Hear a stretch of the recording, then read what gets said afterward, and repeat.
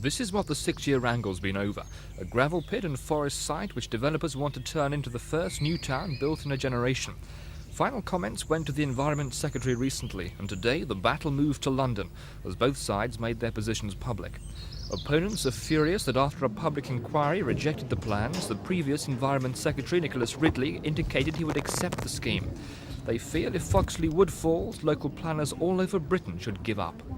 I can see no point if this scheme is allowed to buck the planning system of any district council doing any more planning work with regard to future district plans.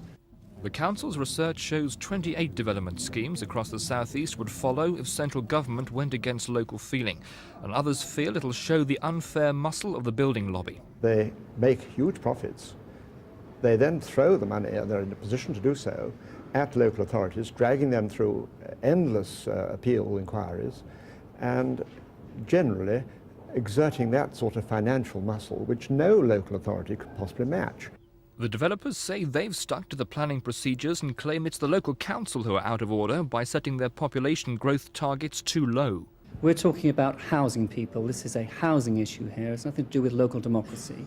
We're talking about people in the southeast being housed and by the proper planning system. The local authority determined to cut the housing from 17,000 to 11,000 houses, and the Secretary of State rightly has said 15,500 houses, which meets the need of the local population. Today, Consortium Developments Limited, who are behind the plans, went public on their environment-friendly package worth £2.2 million. They'll enlarge the nature reserve on site to at least 56 acres. They'll establish a 399-acre reserve at nearby Warren Heath.